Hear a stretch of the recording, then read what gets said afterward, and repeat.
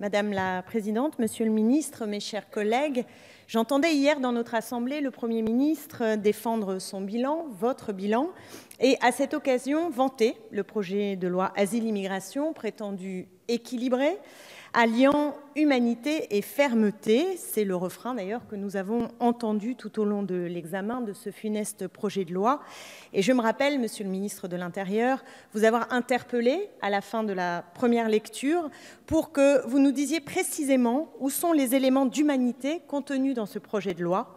Et vous êtes resté impassible sur votre banc et pour cause. Les avancées pour les droits et protection des immigrés, des réfugiés, sont introuvables. Ce texte est un texte qui durcit les conditions d'accueil, qui broie le droit d'asile et qui instaure de nouvelles dispositions législatives dangereuses pour les droits humains et pour les libertés individuelles. Alors, on vous écoute, c'est vrai que vous dégoulinez de formules, le président de la République en tête, sur la liberté, l'humanisme, la bienveillance, et en même temps, vous concoctez une loi dont la brutalité va s'abattre sur des êtres humains. Des seuils inacceptables du point de vue du devoir minimal d'humanité ont été franchis. Et ce que vous vous apprêtez à voter, c'est la loi la plus sévère, la plus sinistre qu'ait connue notre pays dans ce domaine depuis plusieurs décennies. Même sous Nicolas Sarkozy, la France n'était pas allée aussi loin. Depuis le début des travaux sur ce texte accompagné d'infâmes circulaires, vous avez généré l'indignation, la colère, la révolte dans notre pays. Au sein de votre propre majorité, je tiens à vous le rappeler, des voix se sont élevées contre la rétention des mineurs, contre l'augmentation de la durée de rétention à 90 jours ou contre le rabiotage des garanties procédurales pour le droit d'asile. Mais ces contestations internes sont restées minoritaires et pourtant, vous auriez dû entendre et vous rendre compte de la dangerosité de votre texte. Plus de 470 associations sont vent debout contre votre projet de loi. France Terre d'Asile parle d'inversion des priorités. Médecins sans frontières évoque une volonté d'amplifier les logiques de répression. La CIMAD juge ce projet de loi révulsant et demande son retrait parce que c'est un texte, je cite, dangereux qui consacre un très net recul pour les droits des personnes étrangères en France. Des avocats spécialisés dans le droit d'asile parlent d'enterrement de la Convention de Genève. Le Conseil d'État, dans son avis sur le projet de loi, dénonce l'opportunité même d'un nouveau texte à peine 2 ans après la promulgation de la précédente loi sur le sujet. Et demain, je me demande vraiment si demain, nous ne serons pas à nouveau dans le viseur de l'ONU, l'ONU qui a déjà remis un pré-rapport alarmant sur votre loi introduisant l'état d'urgence dans le droit commun. Parce que l'ONU, et ça a été peu dit, peu rappelé, mais je veux le dire ici, a déjà mis en garde la France, ce grand pays des droits de l'homme et du citoyen, sur ses manquements en matière de liberté publique et de droits humains. La rapporteure spéciale des Nations Unies a détaillé ses inquiétudes dans un pré-rapport au printemps, après un séjour de travail en France. Et elle a invité notre pays à prendre des chemins plus efficaces et plus démocratiques pour combattre le terrorisme. Mais vous n'en avez cure, vous vous apprêtez à donner de l'eau à son moulin et à vous soumettre à une nouvelle volée de bois vert. Qu'importe, visiblement, qu'importe toutes ces critiques, vous préférez reprendre les éléments de langage bien connus à l'extrême droite. La submersion, la prétendue réelle politique, le on ne peut pas accueillir toute la misère du monde, j'en passe.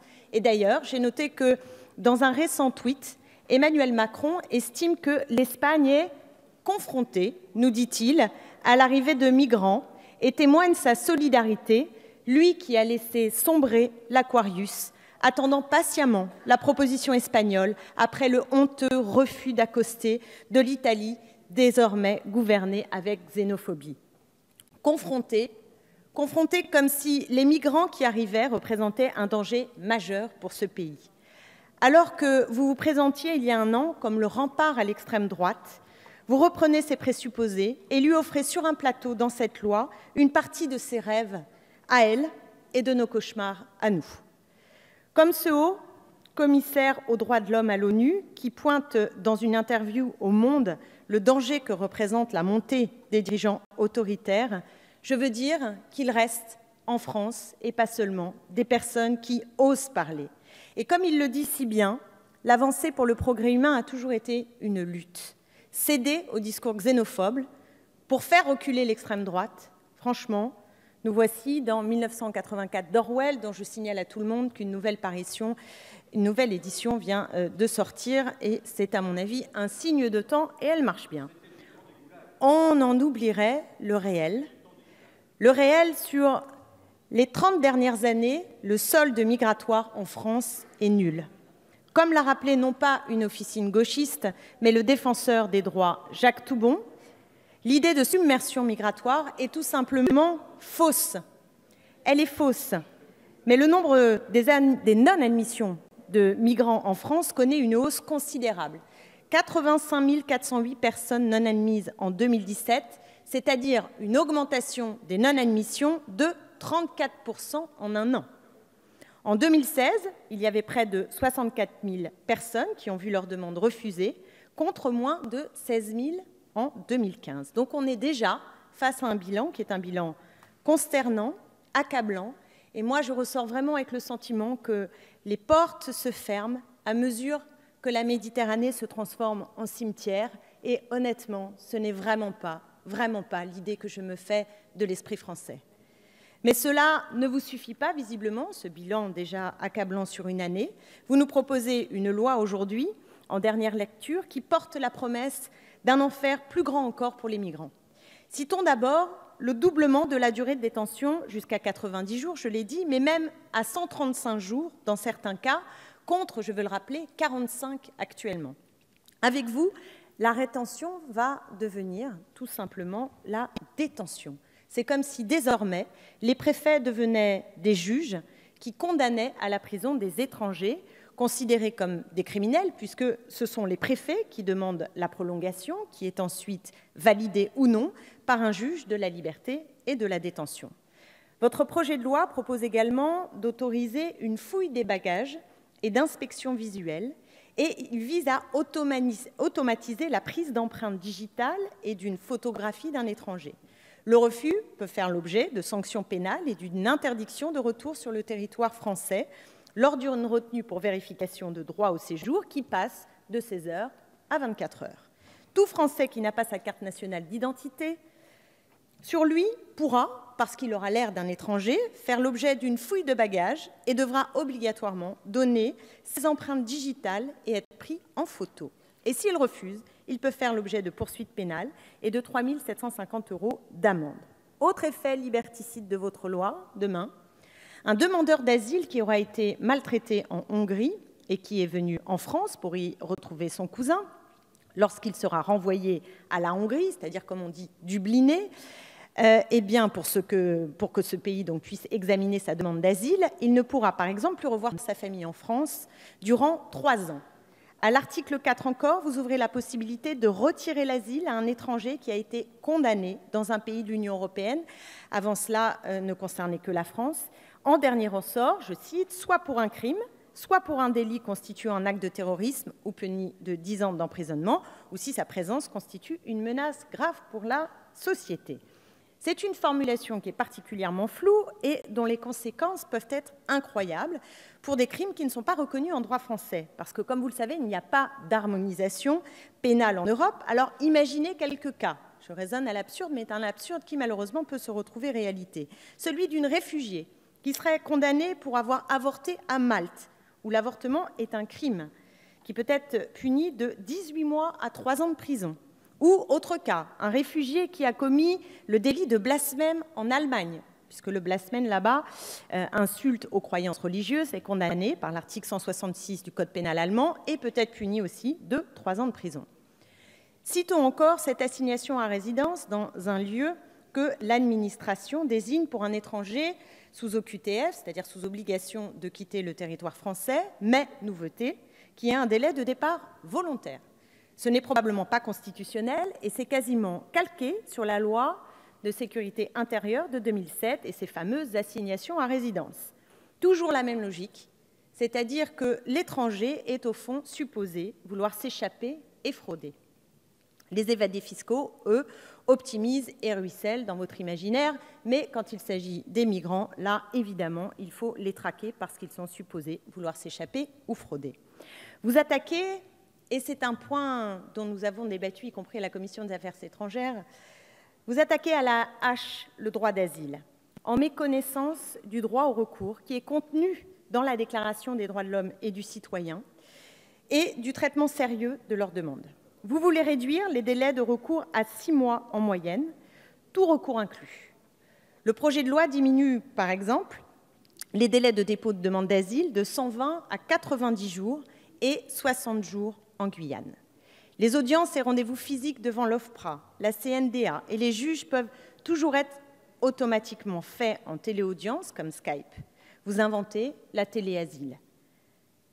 Kafka avait finalement raison. Désormais, un demandeur d'asile pourra être seul dans une salle face à un écran, car avec votre loi, nous avançons vers le recensement et le tri des demandeurs d'asile, par ailleurs, puisque votre projet prévoit des échanges d'informations entre les services intégrés d'accueil et d'orientation chargés de l'hébergement d'urgence de droit commun et l'OFII concernant les demandeurs d'asile et les réfugiés. Nous reconnaissons là le parfum de la fameuse circulaire Collomb du 12 décembre, qu'ont vivement dénoncé les associations. Dans une vision utilitariste et libérale de l'immigration, en revanche, les talents et les jeunes start-upers verront les portes de la France s'ouvrir à eux. Les travailleurs sans papier ne feront l'objet d'aucune attention, mais des profils ciblés pour les multinationales jouiront de nouvelles possibilités d'accueil. En France, il y a entre 200 000 et 400 000 travailleurs sans papier, et le gouvernement préfère les balayer d'un revers de main pour traiter la situation des grands groupes multinationaux, travailleurs de pointe et de luxe pour les entreprises que sont les étudiants et chercheurs de haut vol pour des start-up. Autre point notable, un débouté de l'asile ne pourra plus avoir le droit automatique de demander un titre de séjour. Un étranger qui est malade, par exemple, qui a un cancer et qui ne peut être soigné dans son pays, fait une demande d'asile rejetée en 6 mois, sans qu'il n'ait pu demander ou même penser à demander un titre étranger malade. Il sera donc renvoyé à la mort dans son pays, puisqu'on refusera qu'il fasse une demande après son rejet d'asile. Citons enfin l'ordonnance que vous avez prévue pour créer un titre de séjour unique qui fusionne salariés et travailleurs temporaires. La liste est malheureusement à l'après-vert, mais elle a sa cohérence, et sa cohérence, c'est la fermeté. Voilà tout. La chasse est donc ouverte et elle sera sans pitié. Alors je sais, vous allez nous dire que c'est toujours mieux que la mouture qui est sortie du Sénat. C'est vrai, on pourrait encore aller plus avant pour marcher dans les pas des droites extrêmes. Vous pourrez aussi nous dire que vous avez dégagé quelques centaines de milliers d'euros et quelques centaines de places d'hébergement.